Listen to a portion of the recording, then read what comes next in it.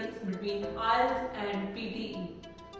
अभी आप बोलेंगे कि IELTS और PTE के डिफरेंस का जान के हम क्या करेंगे? As I told you earlier कि अगर आपको PTE को समझना है तो आपको IELTS और PTE का डिफरेंस पता होना चाहिए.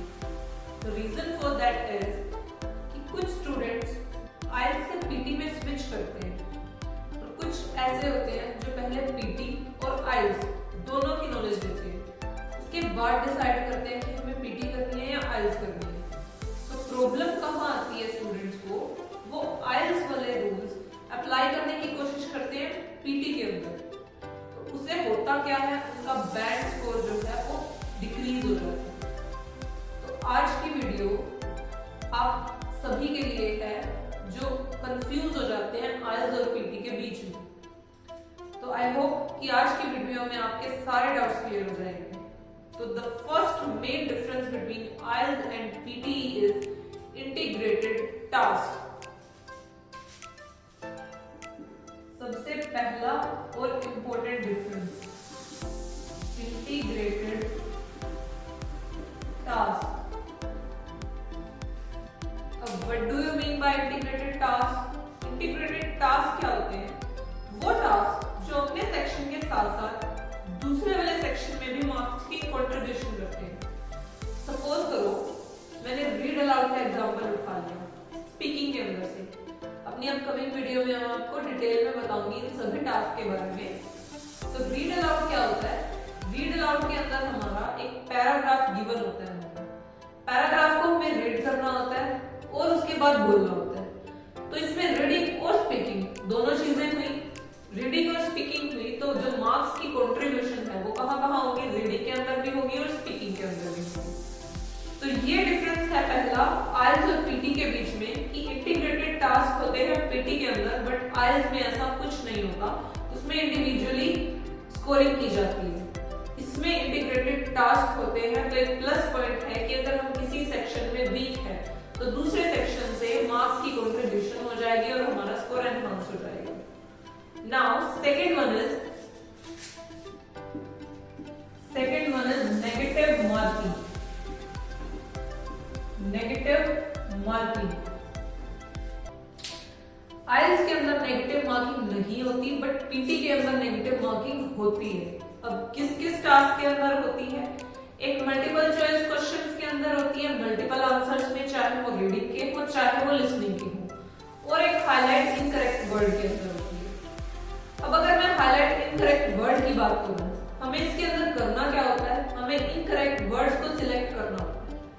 अब सपोज करो कि आपने कोई एक्स्ट्रा वर्ड सिलेक्ट कर दिया उसके अंदर, तो इसमें क्या होगा? नेगेटिव मार्किंग हो जाएगी और आपका 1 मार्क डिडक्ट हो जाएगा. तो हाईलाइट इनकरेक्ट वर्ड के अंदर नेगेटिव मार्किंग होती है तो हमें एक्स्ट्रा वर्ड सिलेक्ट नहीं करना, जिनमें हम श्योर हैं सिर्फ उन्हीं को सिलेक्ट करना है. सेकंड है मल्टीपल चॉइस क्वेश्चन.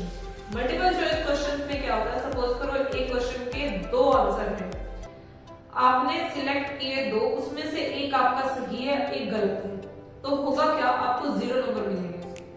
+1 हो गया एक सही का और एक जो गलत आपने किया था उसका हो गया -1. सपोज करो वो आंसर था नहीं बट आपने कोई दूसरा सिलेक्ट कर दिया तो उसमें होगा क्या? -1 हो जाएगा.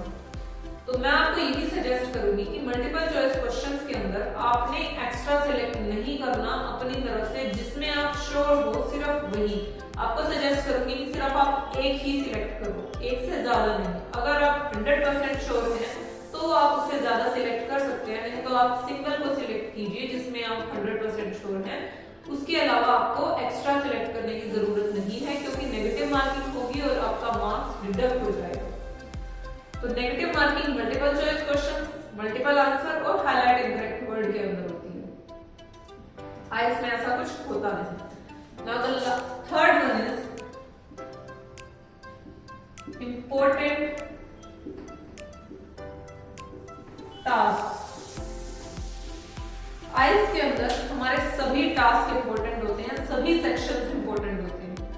उसमें ऐसा कुछ नहीं होता कि कोई पर्टिकुलर हमारा टास्क इंपॉर्टेंट है, बट PTE के अंदर हमें ये ऑप्शन मिलता है. तो इसका प्लस पॉइंट है कि हम इंपॉर्टेंट टास्क पे ज्यादा प्रैक्टिस करेंगे, उन पे ज्यादा फोकस करेंगे और जो इंपॉर्टेंट नहीं है उन्हें थोड़ा कम टाइम देंगे. जो इंपॉर्टेंट टास्क हैं उन पे हमें अपना टाइम ज्यादा इन्वेस्ट करने की जरूरत है। अब सपोज करो मैं एग्जांपल लूं तो एक हमारे पास होते हैं multiple choice question, single answer, double answer, चाहे वो रीडिंग में हो लिसनिंग में हो, ये इतने इंपॉर्टेंट नहीं होते। स्पीकिंग के अंदर भी आंसर शॉर्ट क्वेश्चंस होते हैं, वो इतने ज्यादा इंपॉर्टेंट नहीं होते।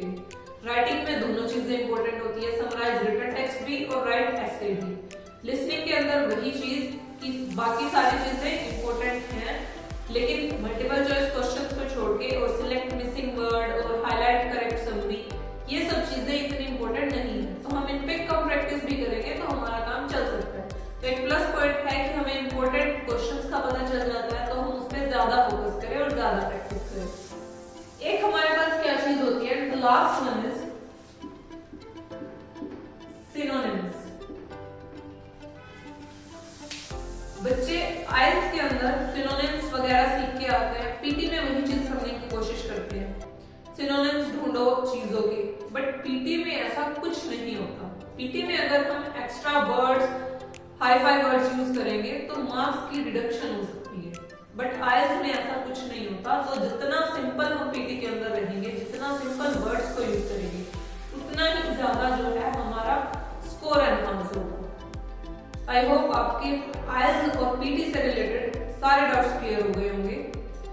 अगर वीडियो अच्छी लगी हो तो इसको लाइक कीजिए, शेयर कीजिए और कमेंट कीजिए। और अगर अभी भी आइल्स और पीटी के रिगार्डिंग आपके कोई डाउट है तो कमेंट सेक्शन में कमेंट जरूर कीजिएगा, मैं आपके सभी डाउट्स क्लियर करने की कोशिश करूंगी। Thank you so much.